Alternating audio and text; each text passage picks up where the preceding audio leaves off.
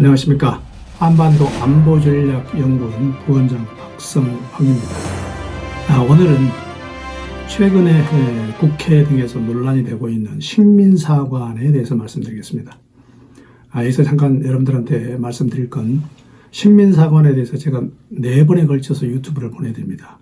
그런데 식민사관에 대해서 처음에는 식민사관의 본질, 그리고 나중에 식민사관이 지금 다른 사관과 어떻게 대립관계인가, 그리고 과연 우리가 식민사관 논쟁을 어떻게 해야 될 건가, 이 문제에 대해서 4편에 걸쳐서 보내드리니까 이 하나만 보시지 말고 4편을 다 보시고 여러분들의 의견을 말씀해 주시면 고맙겠습니다.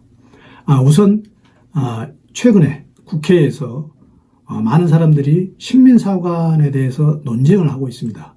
그러면 우리가 식민사관이 무엇인가에 대해서 알아야 될 필요가 있습니다. 그래서 그 부분에 대해서 먼저 말씀을 드리겠습니다. 식민사관이라는 것은 문자 그대로 하면 일제가 한국 침략과 식민 지배를 하기 위해서 학문적 기반을 확고히 하는 역사관이다. 그러니까 일본한테 유리한 역사관이라, 이렇게 해석을 하셔도 됩니다.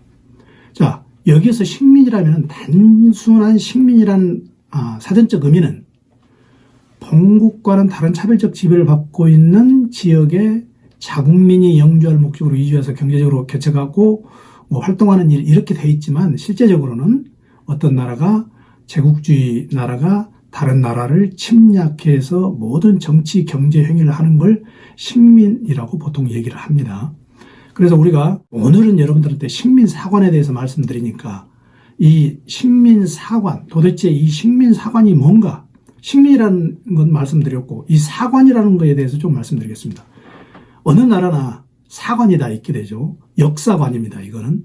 그런데 우리가 일제시대 이후 식민사관이 주류를 차지하고, 그 이후에 식민사관에 반대하는 사관으로서 마르크스 사관과 민족주의 사관이라는 게 있었습니다.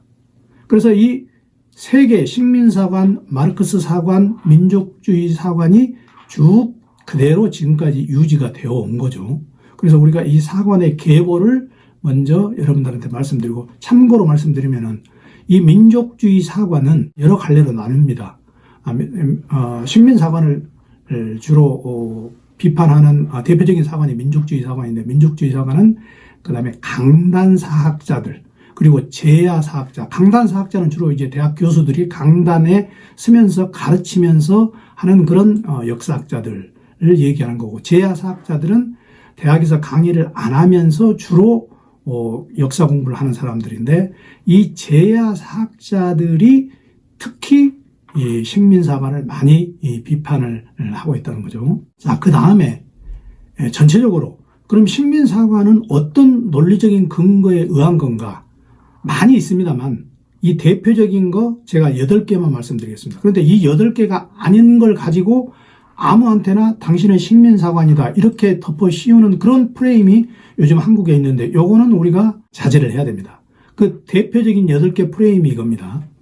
신공왕후, 그러니까 일본말로 하면 진급고고인데, 신공왕후가 옛날에 신라를 정복했다. 이건 고지키하고 일본 서기에 나오는 얘기인데, 그래서 신라를 침략하자마자 신라에서 복속을 했다. 그리고 이에 따라서 백제와 고구려가 같이 복속을 했다. 이게 이제 신공왕후 신라 정복설이고요. 그 다음에 나온 게 임나 일본 부설입니다. 그러니까 과거 가야 땅에 일본 군사령부를 설치해서 일부 남한 지역을 지배를 했다. 이게 임나 일본 부설입니다. 그 다음에 만선사라는 게 있는데, 만선사는, 이 만자는 만주 만자죠. 이 선자는 조선의 선자. 만주와 조선의 역사가 같다. 그런데 주 내용은 만주고 조선은 부다. 이런 게 이제 만선사입니다. 그리고 또 하나는 일선동조론. 일본과 조상이 같다. 그러니까 이게 이제 쉽게 말하면 내선일체라고 우리 많이 들어봤을 겁니다, 여러분들. 내선일체하고 통하는 거죠. 그리고 또 하나는 건 정체성론. 조선은 여러 가지로 과거가 똑같은 걸 지금 계속 답습을 해서 정체되어 있다. 그러니까 더 이상 발전이 없다. 그래서 식민지를 해야 된다, 이런 게죠. 그 다음에 타율성론. 조선은 지금까지 한 번도 주도적으로 자기 역사를 개척하지 못했다. 중국, 일본, 뭐 등등 여러 나라로부터 침략을 받아서 수동적으로만 따라왔다. 이게 타율성론이죠. 그 다음에 당파성론은 뭐냐면 조선은 싸우길 잘한다. 서로 헐뜯고 모함하고 사색 당파로 나뉘었다. 그래서 이 당파성론. 또 하나는 모방성론. 조선에는 고유 문화가 없다. 중국의 불교, 유교, 한자 전부 중국에서 들어왔지 않느냐. 그래서 이 8가지를 식민사관의 주요 논리로 하고 있습니다. 이 8가지가 아닌 다른 걸 가지고 식민사관이라고 다른 사람한테 이 얘기를 하면 안 된다는 거죠. 자, 그래서 전체적인 도표를 보면 그렇습니다. 이 8가지가 전부 다 모여서 하나의 식민사관이 되는 거죠. 자, 그런데 여기서 중요한 건 여기 식민사관의 핵심은 정체성론과 타율성론입니다. 나머지는 다 부수적인 거고, 그래서 정체성론과 타율성론은 조금 더 설명이 필요하기 때문에 제가 다음 유튜브에서 말씀드리기로 하고 나머지 부분에 대해서 오늘 설명을 본격적으로 드리겠습니다. 우선 일선동조론입니다. 일선동조론이라는 건 뭐냐면은 일본과 한국은 같은 민족으로 한국에 의해서 침략을 받을 가능성이 있기 때문에 일본이 보호해야 된다. 그리고 이거는 이제 쉽게 말하면 언뜻 듣기에는 일본이 이 자선을 베푸는 것 같지만 실제적으로는 한국의 독자성을 부정하는 거죠. 그리고 또 이게 이제 내선일체. 내자는 일본을 내자라고 보통 얘기를 하는 거죠. 그리고 선자는 조선할 때 선자. 그래서 일본과 조선이 하나다. 그래서 이제 조상이 같다. 이런 얘기를 보통 많이 하고 있습니다. 사실 제국주의 여러 나라 제국주의 있죠. 미국, 뭐 영국, 프랑스, 독일 다 제국주의 국가들인데 이렇게 인종적인 근친성과 역사적 관련성을 강조하면서 제국주의가 식민지 지배를 한 제국주의 나라는 없다. 아시아, 아프리카 통틀어서 유일하다는 거죠. 이거는 이제 일본이 이 특수성이 있기 때문에 그렇습니다. 황인종이면서 한자 문화권이기 때문에 일선동조론이란 이런 논리를 세워서 제국주의 침탈 과정의 논리적 근거로 삼은 거죠. 또 하나 이제 역사적 관련성입니다. 일본은 고집기하고 일본 서기의 과거 신공 왕후가 신라를 정복했다는 이런 내용의 신화적인 내용이 나옵니다. 이걸 역사적인 자기네들 근거로 삼는 거죠. 많이 지금 논란이 되고 있는 게 임나 일본 부설입니다. 임나는 과거 가야 지역이죠. 가야 지역에 약 4세기 말에 한반도 남부에서 일본군 사령부가 있었다. 그래서 사령부를 중심으로 해서 일본이 당시 한반도 남쪽 일부를 지배했다. 이게 임나 일본 부설입니다. 그래서 이런 임나 일본 부설도 결국 식민사관의 가장 근거가 되는 내용이죠. 그래서 일본은 과거에 1900년대 초반부터 동경제국대학에서 국사학부 교수들이 조직적으로 모여서 일본사 교과서를 저술을 하면서 거기에 일선동조론을 그때부터 이미 집어넣었던 겁니다. 아이러닉하게도 1919년에 민족 자결주의를 윌슨 대통령이 주장을 했죠.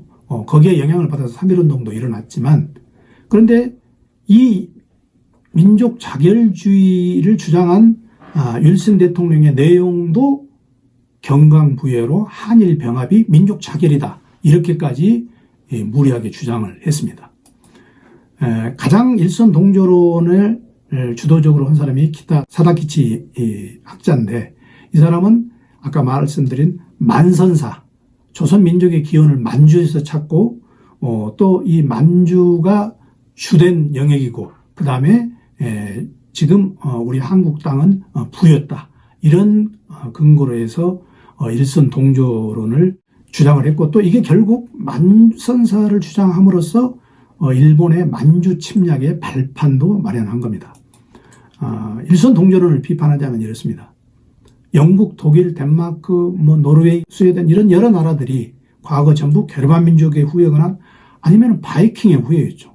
지금 이 나라들이 영국, 독일 이런 나라들이 인종의 근친성을 지금 얘기합니까? 그런 나라가 없지 않습니까? 지금 이스라엘, 아랍 과거에 이 두 나라는 혈통상으로 같은 셈족입니다. 일선 동조론 자체가 일본의 편의적인 그 당시 학문적 근거였다는 걸 우리는 쉽게 알 수 있죠. 또 만선사관, 만선사관에서 만주 지방의 연원을 민족의 대부분이 우리 만주 지방이었다는 이런 내용을 가지고 만주 지방을 주로 하고 그다음에 지금의 한반도를 부로 하면서 만선사관을 해가지고 일본의 만주 침략을 합리화시키는 이런 것 또한 우리가 식민사관의 하나였다는 것을 기억을 해둬야 됩니다. 만선사관을 또 본격적으로 자기네들이 연구한 데가 바로 만선역사지리조사실입니다. 러일 전쟁 이후에 일본이 러시아에 이기고 나서 남만주 철도 주식회사를 만주에 설립을 했죠. 그 산하에 만선역사 지리조사실을 만들었습니다. 그래서 거기에서 본격적으로 만선사를 체계적으로 구축을 하게 된 거죠. 그래서 이 만선사관을 보면 중국과 한국과 일본이 만선사관을 두고 여러 가지 관계가 있습니다. 중국과 한국 사이에서는 지금 동북공정이 있죠. 동북공정 자체가 이 만선사관하고 연결된 거고 또 한국과 일본 사이에서는 조선사는 만주사에 종속된다고 해서 일본이 이렇게 식민사관의 일종으로서 학문적 근거를 자기네들끼리 억지로 만들어 놓은 겁니다. 또 중국과 일본 사이에서는 만주 지배를 용이하게 하기 위해서 만선사관을 만들어 놓은 겁니다. 사실 우리가 만선사관에 대해서는 비판할 부분이 굉장히 많죠. 일제 만주 진출을 학문적으로 토대를 만들기 위한 사관이었다고 말하지 않을 수 없습니다. 그래서 오늘은 여러분들한테 이 식민사관의 8가지를 간단히 말씀드렸고 8가지 중에서 정체성론과 타율성론만 다음 시간에 본격적으로 상세히 말씀드리고 나머지 6가지 부분에 대해서는 그 사관 자체를 말씀드렸고 또 사관에 대해서 비판을 말씀드렸습니다. 다음 유튜브에서는 정체성론과 타율성론을 본격적으로 말씀드리겠습니다. 감사합니다.